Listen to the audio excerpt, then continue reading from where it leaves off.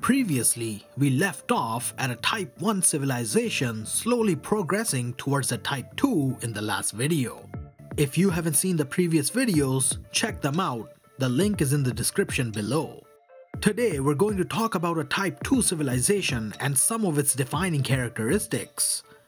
But before we dive in, make sure to hit that subscribe button for more content like this.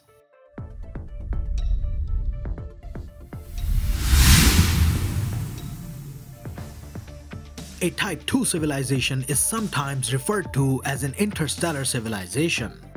It is capable of harnessing the total energy output of its home star. And we're not just talking about transforming starlight into energy, we are talking complete control of the star. So how would a civilization manage to do that?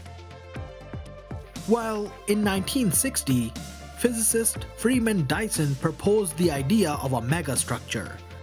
It is now commonly referred to as the Dyson sphere and has many variations since its conception.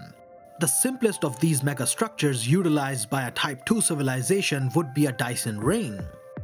It would be made up of a ring of solar-powered collectors in orbit around its star with an average radius of 100 million miles. But having just one ring wouldn't be enough.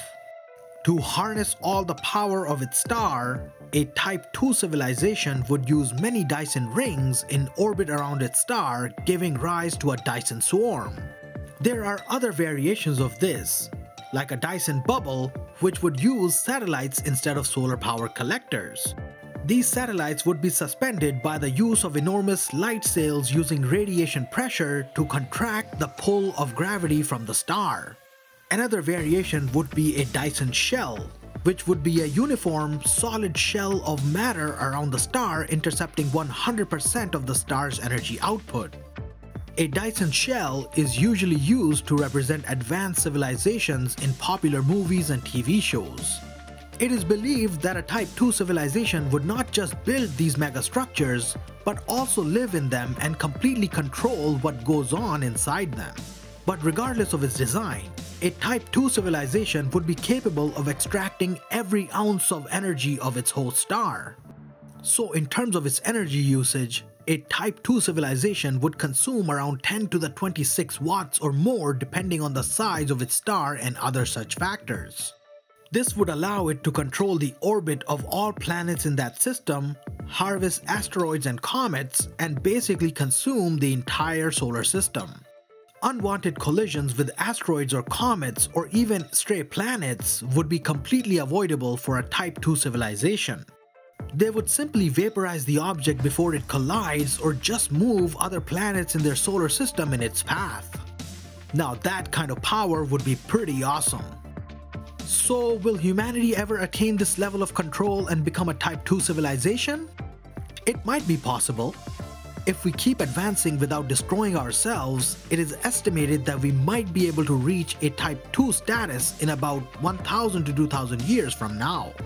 Of course, we need to reach Type 1 first and then take it from there. Now, once a Type 2 civilization starts to consume its entire star system, it will most likely start to expand to other systems in its galaxy. As a Type 2 civilization expands and consumes multiple solar systems and progresses to a Type 2.1 and beyond, it will soon set its eyes on its entire galaxy. This would be the beginning of its transition to becoming a Type 3 civilization. But that is a topic for another time. If you enjoyed this video, be sure to leave a like, share with everyone you know, and subscribe to our channel for more content. Also, comment down below and let us know your thoughts. Until then, we'll see you in the next one.